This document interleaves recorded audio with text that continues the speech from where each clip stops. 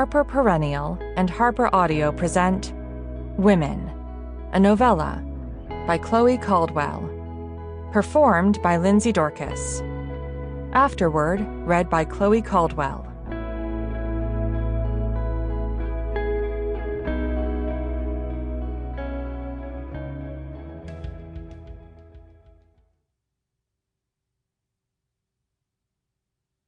For Elizabeth Ellen, and in loving memory of Maggie Estep.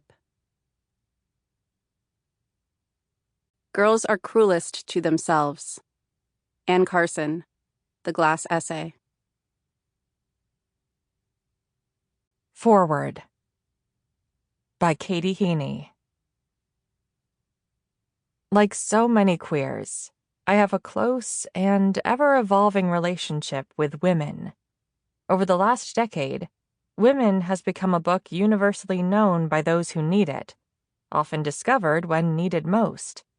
In my case, it was January 2015, a few months after Women's publication, and a few months before I would meet the woman I'd later marry. I was still in the process of coming out to myself at the time, only in retrospect realizing how long I had been wrestling with, and repressing, my queerness, since 19.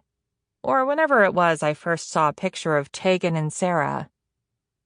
Long before I understood I was a lesbian, I was hyper-aware of them. A sure sign of queerness if you're looking, which I wasn't. I remember one adolescent shopping trip with my mother, craning my neck to follow a pair of teenage girls, holding hands as they strolled toward Nordstrom. I remember, too, my obsession with Lindsay Lohan and Samantha Ronson's tumultuous relationship. Perhaps this tendency toward retroactive diagnosis is inescapable. I email a friend I grew up with and ask her if she thought I was more interested in females than males in high school, writes Caldwell. I am grasping at my identity. I was amazed by queer bravery, long before I was ready to summon it. Women came to me on the cusp. The fall prior, I had come out to myself as something. Like women's anxious protagonist, I sometimes treated my identity like a math problem, unsure if I was gay enough.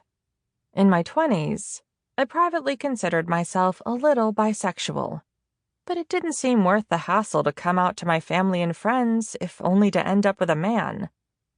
I figured if I was going to be with a woman, I would have been with one by now, thinks Caldwell's protagonist. I would know if I was bisexual or gay.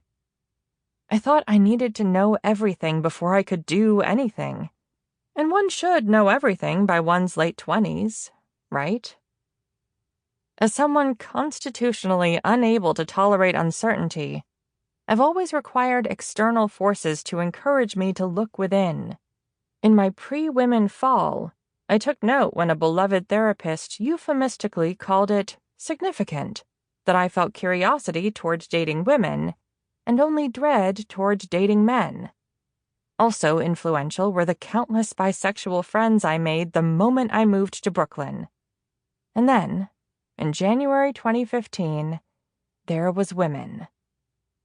I found Women because I was looking for it, whether or not I consciously knew it at the time.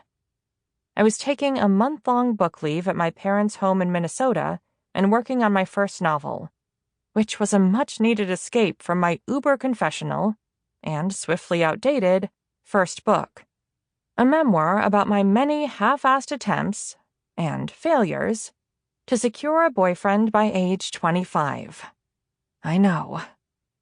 Though I had realized by then that I definitely wasn't straight, I wasn't ready to do anything about it, much less tell my family. But when I encountered Women, like so many others have, on some intriguing woman's Instagram page, I bought it without hesitation. I read it covertly, on the Kindle app on my phone, in my childhood bedroom, feeling very much like a 10-year-old mainlining Danielle Steele in the library stacks. Women is a preposterously sexy book, particularly for the closeted folks, which... Sample complete. Ready to continue?